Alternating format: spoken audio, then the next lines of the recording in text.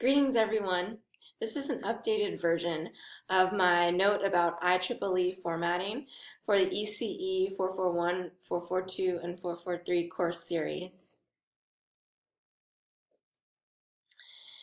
So in this video, I'll be discussing what IEEE is, the organization, and the formatting standards.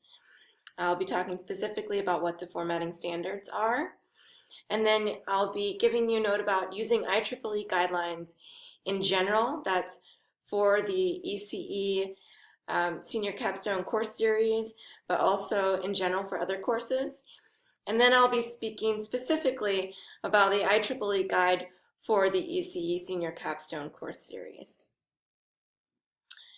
So getting started, what we have here is a snippet, a screenshot from the IEEE History of IEEE Organizations website.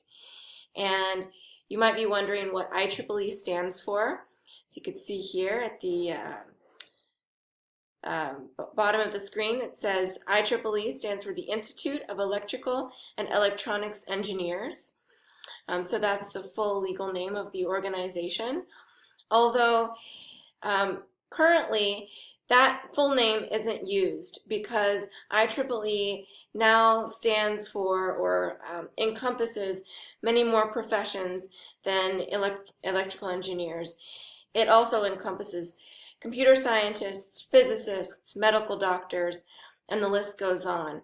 So they really dropped that full name, and now it's an association that looks after the best practices and creates things like formatting guidelines and papers on best practices in order to try to make sure that all of the encompassed professions are kept to a high standard. It's a professional organization, so that's what a professional organization does, right? Keeping the standards high. As far as publications and publication standards, the IEEE does have several different types of publications. They have publications that they publish themselves, such as Spectrum magazine. They have an institute. They have a digital library, which I encourage you to check out. I'll be having some course materials taken out of that digital library. And then as an author using IEEE formatting standards, you can, if you're on the real website, click here and click on the drop-down menu, and you'd see a number of different types of formatting style guides. So let's look at one of those now. So this is one of those formatting style guides found in the Resources for Authors on the IEEE webpage. And this formatting style guide really isn't meant for anything specific other than scholarly articles. So you can see that they have instructions for preparing manuscripts, information on LaTeX versus Word, and this is just, again, a screenshot, a snippet. This is actually a much longer article, but there's an IEEE style manual PDF form with a lot of different specifications on editorial guidelines and specifically formatting articles for journals. And so this is where you would go in the future if you're doing research and you're hoping to get your research published in the IEEE journal. For the purposes of our courses, we're going to be using an abbreviated version. And that's something that you should always defer to is what does your instructor, if you're in a course, what does your instructor ask you to follow as far as formatting guidelines? So we have a kind of adaptation that really meets the needs of our class a bit better.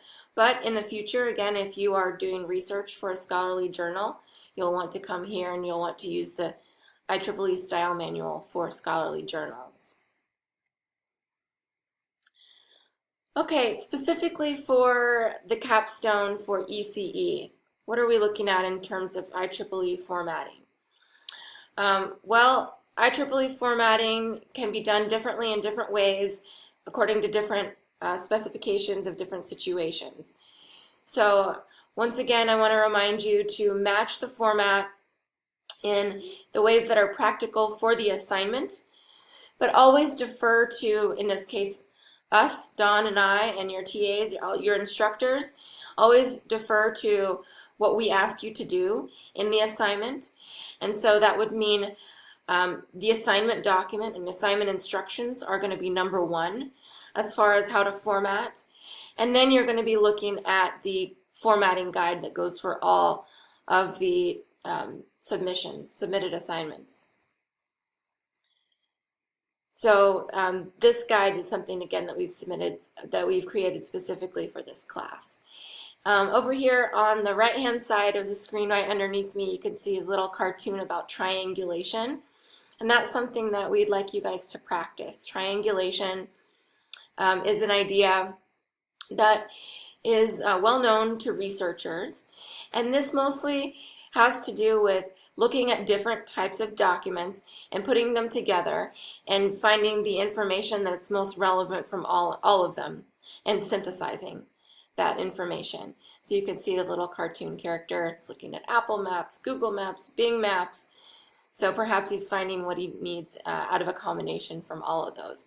That's what we're asking you to do in terms of your assignment instructions and your formatting guide, as well as your specific context around your project, because all your projects are different, right? So for this class, you'll be wanting to think about your audience, your situation, in combination with the assignment and with the IEEE formatting guide that we've given you.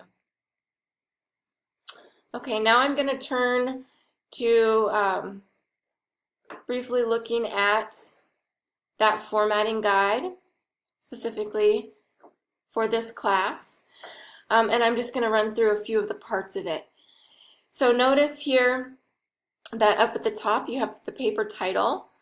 Paper title is in, I believe, Times New Roman font, right? So you want to use that.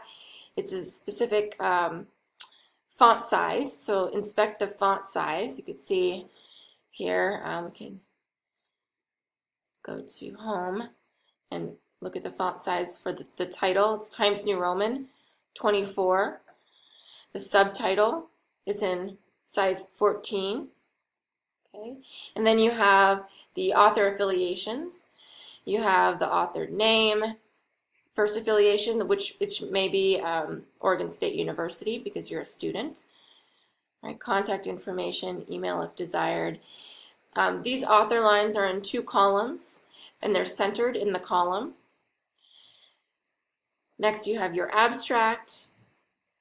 Okay, the word abstract is italicized, but what comes after it isn't. Notice that it's a complete sentence. You've got your keywords. That tag is also italicized. And then the keywords are also italicized. Okay, so pay attention to things like that. Next, you have your headings. We aren't asking you to use these exact same headings.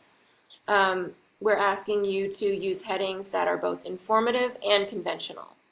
So, introduction. I believe I have asked for you to always include one heading at the beginning that says introduction or something very similar, right? What comes after that is going to have more to do with the content, again, of your assignment and the specific needs of your project.